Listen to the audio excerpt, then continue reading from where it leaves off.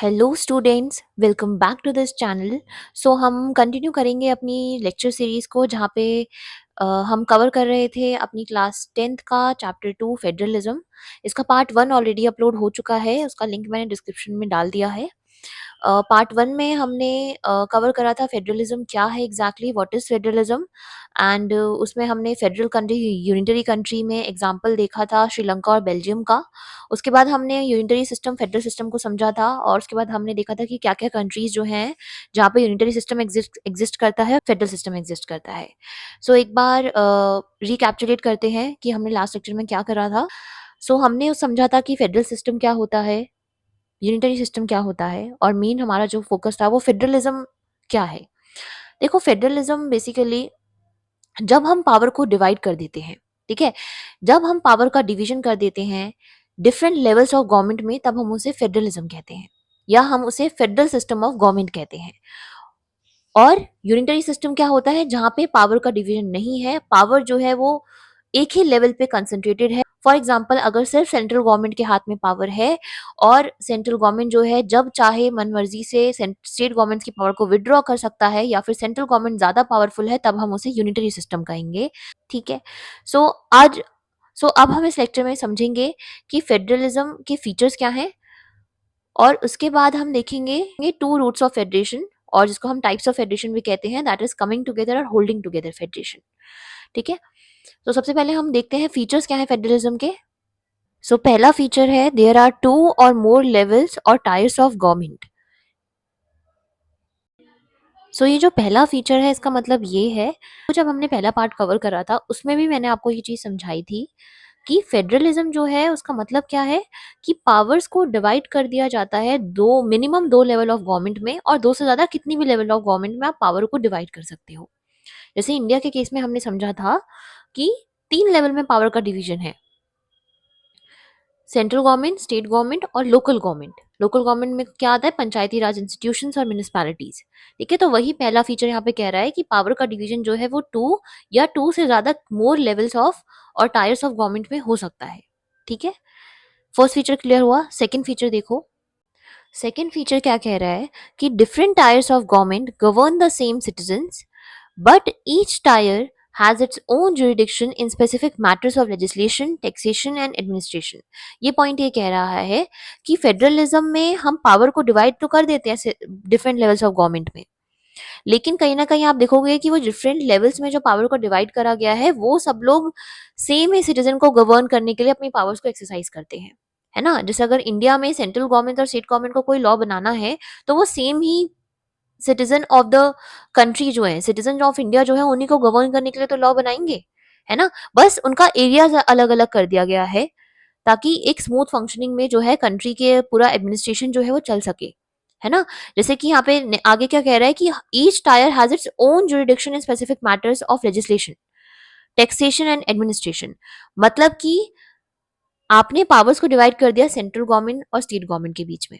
Okay, अब उनके subjects भी डिवाइड कर दिए कि अच्छा आप इस सब्जेक्ट पे लॉ बनाओगे, ये आपका मैटर है, स्पेसिफिक मैटर जिसपे आपको राइट है लॉ बनाने का। जैसे कि इंडिया के केस में यूनियन लिस्ट, स्टेट लिस्ट और कॉन्करेंट लिस्ट का कॉन्सेप्ट है। यूनियन लिस्ट में वो सब्जेक्ट लिख दिए गए हैं, वो स्पेसिफिक मैटर्स लिख दिए गए हैं जिसपे सेंट्रल गवर्नमेंट लॉ बनाएगी, जैसे कि फॉरेन अफेयर्स, डिफेंस, करेंसी, इनसे रिलेटेड मैटर्स पे सेंट्रल गवर्नमेंट लॉ बनाएगी। दूसरा पॉइंट, स्टेट लिस्ट में ऐसे मैटर्स हैं जिसमें पर्टिकुलर स्पेसिफिक स्टेट जो है अपने स्टेट को रेगुलेट करने के लिए लॉज बनाएगी, जैसे कि public health, police, okay, agriculture, ये हो गया। उसके बाद कॉन्करेंट लिस्ट आ जाती है जहां पे दोनों सेंट्रल गवर्नमेंट, स्टेट गवर्नमेंट दोनों उस सब्जेक्ट पे लॉ बनाएंगे, जिसका मोस्ट प्रोमिनेंट एग्जांपल है एजुकेशन। ठीक है, सो हमने क्या करा, हमने जो है स्पेसिफिक मैटर्स जो है जिसपे लॉ बनाए जा सकते हैं डिफरेंट लेवल्स ऑफ गवर्नमेंट के द्वारा, उसको हमने डिवाइड कर दिया ताकि कोई एक दूसरे की पावर में इंटरवीन ना करे और फेडरल स्ट्रक्चर अच्छे तरीके से वर्क कर सके।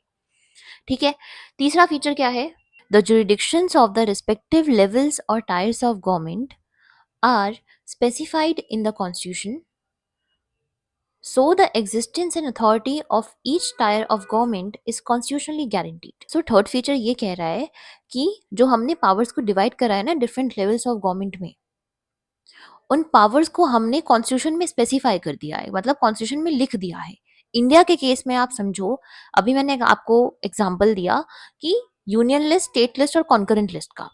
इंडिया के कॉन्स्टिट्यूशन में जो 7 शेड्यूल है, वहां पे यूनियन लिस्ट, स्टेट लिस्ट और कॉन्करेंट लिस्ट का कॉन्सेप्ट है, जहां पे हमने सब्जेक्ट्स डिवाइड कर दिए हैं कि सेंट्रल गवर्नमेंट उन सब्जेक्ट पे लॉ बनाएगा जो कि यूनियन लिस्ट में है, स्टेट गवर्नमेंट उन सब्जेक्ट पे लॉज बनाएगा that are given in the state list, and concurrent list में जो सब्जेक्ट्स हैं उन पे स्टेट गवर्नमेंट और सेंट्रल गवर्नमेंट दोनों लॉ बना सकते हैं। ठीक है, सो यही तीसरा पॉइंट कह रहा है कि हमने कॉन्स्टिट्यूशन में वो चीज लिख दी है, जो रिस्पेक्टिव एरियाज हैं जहाँ पे ये गवर्नमेंट जो है वो लॉज बनाएंगी।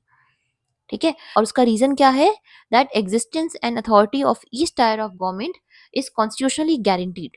मतलब कि हमने कॉन्स्टिट्यूशन में लिख दिया है, इसलिए अब वो गवर्नमेंट जो है वो ओवरराइड नहीं कर सकती अपनी पावर को।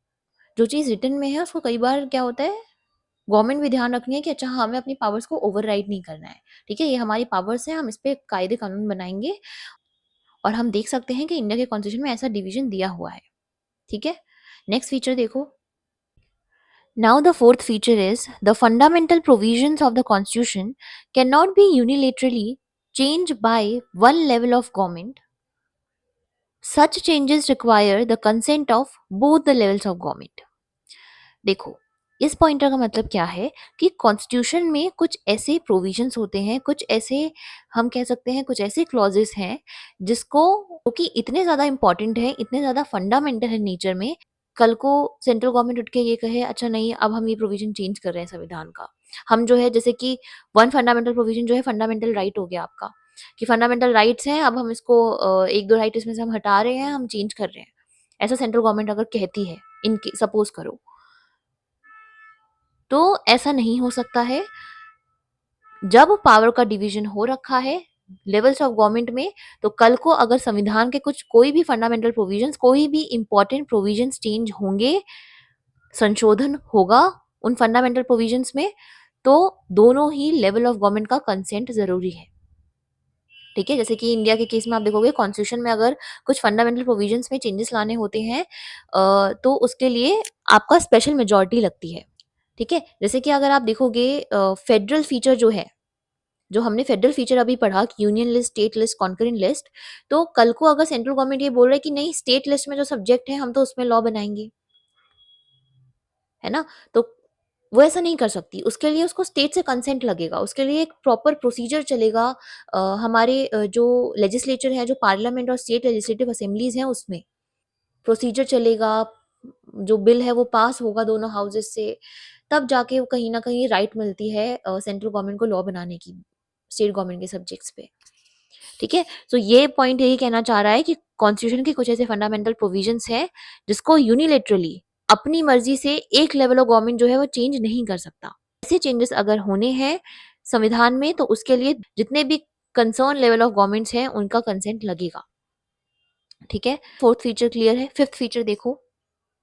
Fifth feature, courts have the power to interpret the constitution and the powers of different levels of government.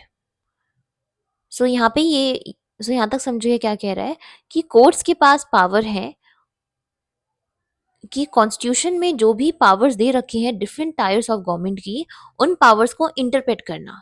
ये जनरली ऐसा तब होता है जब गवर्नमेंट जो है वो कंफ्यूज हो जाती है, जैसे कि कल को अगर कोई कॉन्फ्लिक्टिंग सिचुएशन अराइज होती है सेंट्रल गवर्नमेंट और स्टेट गवर्नमेंट में कि नहीं ये तो हमारा सब्जेक्ट है, इस पे हम लॉ बना सकते हैं। ठीक है, और सेंट्रल गवर्नमेंट कह रहा है नहीं हमारा सब्जेक्ट है, हम लॉ बना सकते हैं, तो उस केस में जो हमारा कोर्ट है वो पिक्चर में आता है और वो अपनी इंटरप्रिटेशन देता है कि अच्छा एग्जैक्टली इस मुद्दे पे जो है कौन सी गवर्नमेंट जो है वो लॉ बनाएगी, सेंट्रल गवर्नमेंट बनाएगी या स्टेट गवर्नमेंट बनाएगी। यहाँ तक समझ आया? आगे क्या कह रहा है, the highest court act as an umpire if disputes arises between levels of government in the exercise of their respective power। तो ये कह रहा है जो हाईएस्ट कोर्ट होगा, जैसे इंडिया के केस में सुप्रीम कोर्ट जो है वो हाईएस्ट कोर्ट है, तो वो जो है वो एक फाइनल डिसीजन मेकिंग बॉडी की तरह एक्ट करेगा जब भी डिस्प्यूट अराइज होगा सेंट्रल गवर्नमेंट और स्टेट गवर्नमेंट के बीच में कि वो पावर को एक्सरसाइज कर रहे हैं और वहाँ पे कंफ्यूजन क्रिएट हो गई कि नहीं ये तो हमारी पावर थी, ये तो हमारा सब्जेक्ट था, इस पे हमें लॉ बनाना था, हमें लॉ एक्सरसाइज करना था, तो उस केस में कोर्ट जो है वो आपका फाइनल डिसीजन लेता है कि इस सब्जेक्ट पे एट द एंड कौन लॉ बनाएगा, सेंट्रल गवर्नमेंट बनाएगी या स्टेट गवर्नमेंट बनाएगी। ठीक है, क्लियर। 6 पॉइंट देखो। Sources of revenue for each level of government are clearly specified to ensure its financial autonomy. देखो, सिर्फ पावर देना इनफ नहीं है। आपने उनके पावर्स डिफाइन कर दिए, उनके सब्जेक्ट्स डिफाइन कर दिए संविधान में कि आप लॉ बना सकते हो, बट उनको फाइनेंशियल इंडिपेंडेंस भी तो चाहिए ना, स्मूथ फंक्शनिंग के लिए। कल को अगर उन्हें जो है पब्लिक हेल्थ से रिलेटेड कोई एक्शन लेना है, कल को स्टेट गवर्नमेंट ने एक्शन लिया पब्लिक हेल्थ से रिलेटेड कि अच्छा हमें जो है क्लिनिक बनाना है या हमें कोई जो है एक कम्युनिटी हॉस्पिटल बनाना है, तो उसके लिए उनको पैसा भी चाहिए ना। बिना पैसे के तो वो पावर एक्सरसाइज कर ही नहीं पाएंगे अपनी। तो पावर को एक्सरसाइज करने के लिए अच्छे तरीके से उन्हें फाइनेंशियल ऑटोनॉमी भी चाहिए, जिसके लिए कहीं ना कहीं जो रेवेन्यू का डिवीजन है वो भी संविधान में दिया गया है। जैसे इंडिया के केस में भी क्लियरली ये मेंशन है संविधान में कि सेंट्रल गवर्नमेंट कौन से टैक्सेस को कलेक्ट करेगा, इनकम टैक्स को कलेक्ट करेगा, उसका शेयर स्टेट गवर्नमेंट के साथ कैसा है, ये सब कुछ कॉन्स्टिट्यूशन में है। ठीक है, क्योंकि फाइनेंशियल ऑटोनॉमी नहीं होगी तो कोई भी लेवल ऑफ गवर्नमेंट जो है अपनी पावर्स को एक्सरसाइज नहीं कर पाएगा। क्लियर हुआ 6 पॉइंट। सेवेंथ देखो, द फेडरल सिस्टम दस has dual objectives. Seventh feature जो है वो ये कह रहा है कि फेडरल सिस्टम जो है उसके कहीं ना कहीं दो ऑब्जेक्टिव हैं जो वो फुलफिल करना चाहता है। पहला, to safeguard and promote unity of the country. Federal system जो है उसका ये ऑब्जेक्टिव कैसे फुलफिल हो रहा है, कंट्री को सेफगार्ड करना और यूनिटी प्रमोट करना। देखो, इसका मीनिंग ये है कि कहीं ना कहीं आप देखोगे कि भले ही पावर का डिवीजन हो रखा है सेंट्रल और स्टेट गवर्नमेंट के बीच में, लेकिन कॉन्स्टिट्यूशन ने कुछ स्ट्रॉन्ग पावर, कुछ इंपॉर्टेंट पावर्स जो है वो सेंट्रल गवर्नमेंट को दी हुई है कि यूनिटी बनी रहे कंट्री में। ठीक है, लड़ाई झगड़ा ना हो कंट्री की, यूनिटी बनी रहे कंट्री में कॉन्फ्लिक्टिंग सिचुएशन अराइज ना हो। इसका एग्जांपल ऐसे समझो कि कल को मान लो जो है कोई पर्टिकुलर स्टेट से जो है ऐसी डिमांड उठने लग गई कि हमें तो सेपरेट अपना नेशन चाहिए, हमें इंडिया से अलग होना है, या हमें कोई अलग अपना जो है रूल्स एंड रेगुलेशन बनाने हैं। वहाँ पे स्टेट गवर्नमेंट संभाल नहीं पाई अगर उस सिचुएशन को, तो उस टाइम पे सेंट्रल गवर्नमेंट जो है वो एक्शंस लेने लग जाती है ना? जैसे कि ऐसा इमरजेंसी सिचुएशन में भी होता है कि कल को अगर कोई वॉर की सिचुएशन है या कोई स्टेट में इमरजेंसी लगी हुई है, तो वहाँ पे सेंट्रल गवर्नमेंट की पावर्स थोड़ी बढ़ जाती है ना? तो ऐसा क्यों है कि कंट्री में यूनिटी बनी रहे, ठीक है? कि पूरा जो हमारा नेशन है वो एक साथ चल सके, क्यों है ये यूनिटी बनी रहे कि अगर सेंट्रल गवर्नमेंट को हम कहीं-कहीं एरियाज़ में स्ट्रॉन्ग रखेंगे, तो कंट्री में कॉन्फ्लिक्टिंग सिचुएशन अगर कल को अराइज़ होती है, तो सेंट्रल गवर्नमेंट सँभाल लेगी। तो कहीं न कहीं फेडरल सिस्टम का भी ये प्रोविज़न है, उसका ये ऑब्जेक्टिव है कि यूनिटी ऑफ द कंट्री जो है वो प्रमोट होती रहे। और सेकंड पॉइंट है at the same time accommodate regional diversity. जब आपने स्टेट गवर्नमेंट, अब रीजनल डाइवर्सिटी कैसे अकोमोडेट होगी, जब आपने स्टेट गवर्नमेंट्स को पावर दे दी, तो वो अब अपने स्टेट के इंटरेस्ट के हिसाब से लॉज बनाएँगे, है ना? वहाँ का जो रीजन है, मान लो अगर पंजाब जो रीजन है वहाँ से कोई डिमांड्स उठ रही है, तो वो अपनी सबसे पहले अपनी स्टेट गवर्नमेंट को बताएँगे। उसके बाद फिर वो सेंट्रल गवर्नमेंट तक जाएगी, फिर सेंट्रल गवर्नमेंट देखेगा कि वो हमारा सब्जेक्ट है लॉ बनाने का या नहीं है। तो इसके चलते क्या हुआ, आपने जो पावर को डिवाइड कर दिया, उसके चलते जो डिफरेंट डिफरेंट डिमांड्स थी डिफरेंट डिफरेंट रीजन्स में, जो कि डाइवर्सिटी के कारण आती है कि हर रिलीजन कि इंडिया में डिफरेंट रिलीजन्स के लोग रहते हैं, डिफरेंट ट्रेडिशन है, लैंग्वेज है, कल्चर है, ठीक है, ट्राइबल कम्युनिटीज रह रही हैं, उन सबकी अपनी डिमांड्स होती हैं। तो उन सबको हम साथ में लेके चल सके और एक यूनाइटेड कंट्री इंश्योर हो सके, यही एक वन ऑफ द ऑब्जेक्टिव है जो फेडरल सिस्टम जो है वो फुलफिल करना चाहता है ना? तो फीचर्स क्लियर हुए यहाँ पे। एक बार समराइज़ करें कि हमने क्या फीचर्स पढ़े थे? देखो, फेडरलिज़्म के तो पहला फीचर था कि फेडरलिज़्म में पावर का डिवीज़न जो है 2 और मोर लेवल्स ऑफ गवर्नमेंट में होता है। सेकंड फीचर हमने देखा कि डिफरेंट टायर्स ऑफ गवर्नमेंट जो है वो सेम ही सिटीज़न को गवर्न करते हैं और हर टायर का अपना एक स्पेसिफिक एरिया होता है रूल्स रेगुलेशंस बनाने का। तीसरा देखा देखा हमने कि जो भी पावर का डिवीजन है different different levels of government का, वो सब कुछ कॉन्स्टिट्यूशन में स्पेसिफाइड है और इसी के चलते जो है कोई भी जो गवर्नमेंट है वो अपनी पावर को ओवरराइड नहीं कर सकती है। फिर हमने जो फोर्थ फीचर पढ़ा वो ये था कि संविधान के कुछ ऐसे फंडामेंटल प्रोविजंस हैं जिसको सेंट्रल गवर्नमेंट अकेला चेंज नहीं करेगा, दोनों लेवल ऑफ गवर्नमेंट का कंसेंट चाहिए अगर हमें संविधान में कुछ फंडामेंटल प्रोविजंस को चेंज करना है। फिफ्थ फीचर हमने देखा कि अगर कल को कोई कन्फ्यूजन होती है पावर्स को लेके गवर्नमेंट के बीच में, तो वहाँ पे जो हाईएस्ट कोर्ट है वो फाइनल डिसीजन लेगा कि किसके हाथ में कौन से सब्जेक्ट पे लॉ बनाने की पावर है। सिक्स फीचर में हमने देखा कि पावर दे देना इनफ नहीं है, बल्कि कुछ रिवेन्यू राइट्स, कुछ फाइनेंशियल ऑटोनॉमी भी देना ज़रूरी है अगर अच्छे से स्मूथ फंक्शनिंग जो है फेडरल सिस्टम की चाहिए तो। 7th हमने देखा कि फेडरल सिस्टम की ड्यूअल ऑब्जेक्टिव है, पहला यूनिटी ऑफ द कंट्री को सेफगार्ड करना और दूसरा रीजनल डाइवर्सिटी को अकोमोडेट करना। ठीक है, अब हम नेक्स्ट देखते हैं। अब इस टॉपिक में हमें समझना है टू रूट्स ऑफ फेडरेशन और टाइप्स ऑफ फेडरेशन। हेडिंग का मतलब समझो कि जो फेडरलिज्म समझ आ गया, पावर का division between different levels of government, minimum 2 और more than 2 levels of government. Okay, अब जो फेडरल कंट्रीज हैं, मतलब जो कंट्रीज जहाँ पे ये पावर का डिवीजन देखने को मिलता है, वो कंट्रीज फॉर्म कैसे हुई, वहां पे फेडरल सेटअप कैसे फॉर्म हुआ। उसके दो तरीके थे, कमिंग टुगेदर फेडरेशन और होल्डिंग टुगेदर फेडरेशन। सो पहले कमिंग टुगेदर समझते हैं। The first route involves independent states coming together on their own to form a bigger unit.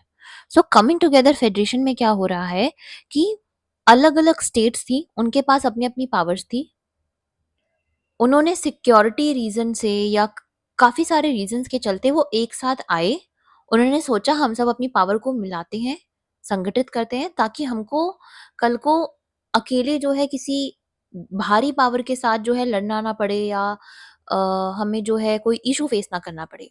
तो क्या हुआ है कमिंग टुगेदर फेडरेशन में, जो इम्पोर्टेंट पॉइंट है मार्क करने वाला वो ये है कि इंडिपेंडेंट स्टेट्स कमिंग टुगेदर, यहाँ पे जो अलग अलग स्टेट्स थी वो एक साथ आई, उन्होंने कंट्री फॉर्म करी। पहले से कंट्री एग्जिस्ट नहीं कर रही थी, बहुत सारी अलग अलग स्टेट्स थी, वो एक साथ आई, उन्होंने अपनी पावर को संगठित करा for the purpose of security और इकोनॉमिक और एनी रीजन। ठीक है, तो यहाँ पे उन्होंने अपनी पावर को संगठित करा और एक कमिंग टुगेदर फेडरेशन फॉर्म करा। ठीक है, आगे क्या कह रहा है, so that pooling sovereignty and retaining identity they can increase their security. ठीक है, अभी मैंने आपको समझाया कि ये सारी स्टेट्स जो हैं इंडिपेंडेंट स्टेट थी, ये एक साथ आई, इन्होंने बोला हम सब आपस में अपनी पावर्स को जो है बैलेंस करते हैं, ताकि कल को कोई एक्सटर्नल पावर जो है वो हम पे अपनी डोमिनेंस ना दिखा सके। ठीक है, और कहीं ना कहीं एक सिक्योरिटी रीजन है उनका। ठीक है, उनका अपना सिक्योरिटी रीजन है कि वो सारी पावर्स एक साथ आई।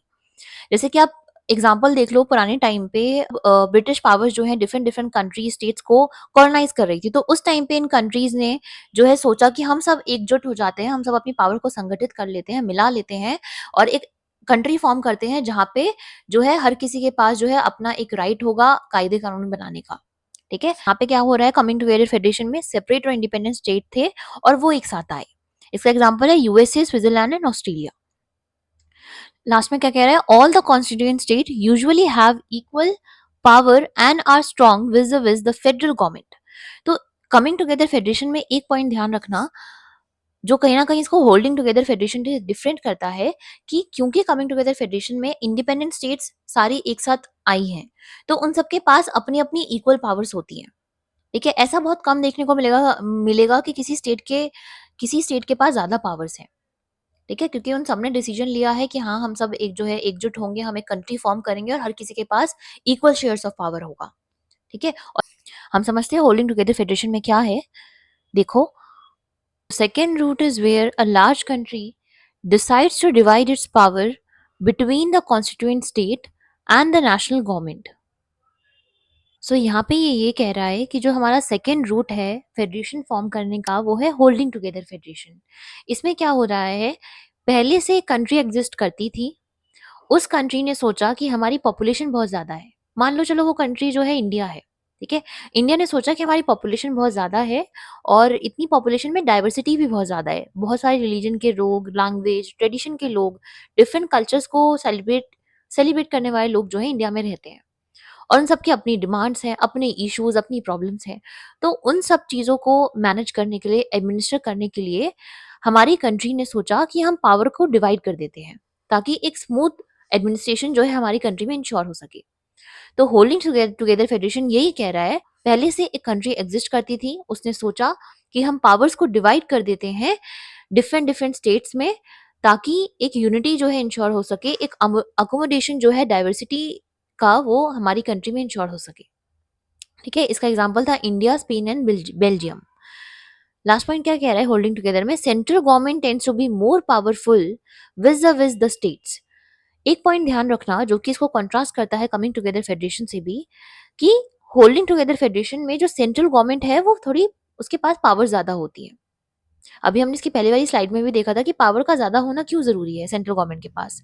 कई बार कुछ कॉन्फ्लिक्टिंग सिचुएशन होती है स्टेट में, जिसको हो सकता है स्टेट गवर्नमेंट मैनेज ना कर पाए। तो ओवरऑल सिक्योरिटी यूनिटी को इंश्योर करने के लिए सेंट्रल गवर्नमेंट को ज़्यादा पावर्स दी जाती हैं। कहीं न कहीं इंडिया के केस में भी यही है, सेंट्रल गवर्नमेंट के पास कुछ पावर्स ज़्यादा हैं और कहीं न कहीं इसी के चलते इंडिया का जो फेडरल सिस्टम है उसको क्वासी फेडरल भी कहा जाता है। ठीक है? सो ये पॉइंट ध्यान रखना कि होल्डिंग टुगेदर फेडरेशन में सेंट्रल गवर्नमेंट के पास पावर थोड़ी ज़्यादा होती है स्टेट गवर्नमेंट से। Very often different constituent units of the federation have unequal powers. Some units granted special powers. सो यहाँ पे ये कह रहा है कि होल्डिंग टुगेदर फेडरेशन में कई बार ऐसा होता है कि स्टेट्स को अनइक्वल पावर्स देनी पड़ती है। कुछ स्टेट्स के पास पावर ज़्यादा होती है, कुछ के पास कम होती है। ठीक है? उसको ये कह रहे हैं कि स्पेशल पावर्स देनी पड़ जाती है कुछ स्टेट्स को और यहीं पे कॉन्ट्रास्ट करता है ये कमिंग टुगेदर फेडरेशन को।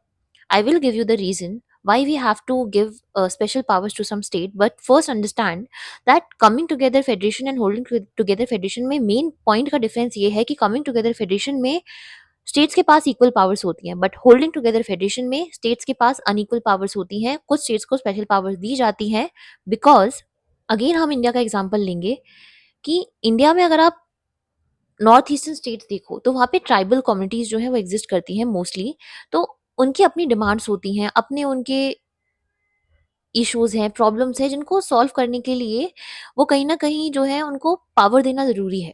ठीक है, नहीं तो कल को वो सेपरेट नेशन की डिमांड करने लगती हैं। जैसे कि आप नागालैंड के केस में देखो, वहां से डिमांड्स उठती हैं अभी भी। ग्रेटर नागालैंड की वो जो है डिमांड करते हैं, वहाँ की नागास कम्युनिटी है वो सेपरेट नेशन की डिमांड करती है वहाँ पे।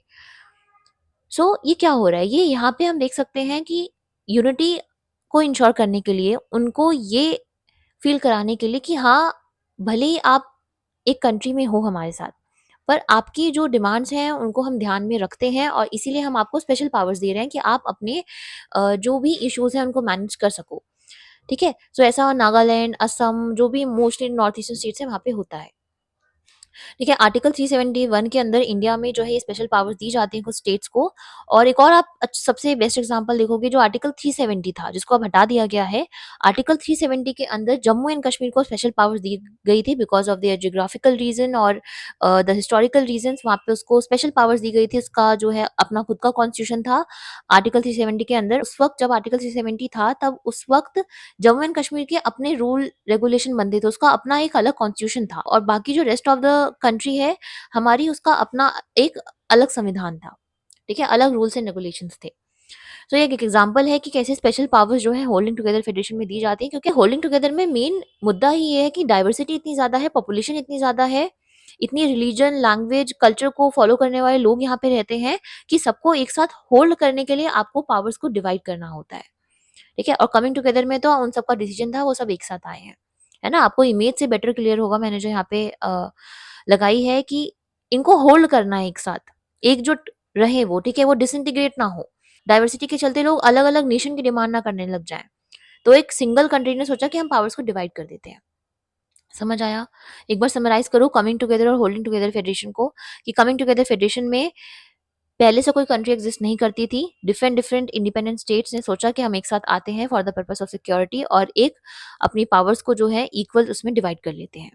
पर होल्डिंग टुगेदर फेडरेशन में एक पहले से कंट्री एग्जिस्ट करती थी, उसने सोचा डाइवर्सिटी को अकोमोडेट करने के लिए, लार्ज पॉपुलेशन को एडमिनिस्टर करने के लिए पावर्स को डिवाइड करते हैं।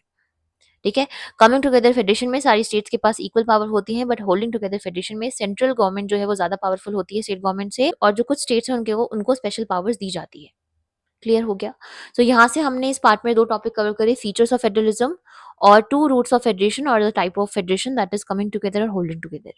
ठीक है? सो आप 2 पार्ट्स कवर कर लो। ये जो नोट्स हैं ये टेलीग्राम चैनल पे आपको मिल जाएँगे, इसका लिंक मैं डिस्क्रिप्शन में डाल दूँगी और मिलते हैं अब नेक्स्ट पार्ट में जहाँ से हम ये चैप्टर को कंटिन्यू करेंगे। ओके?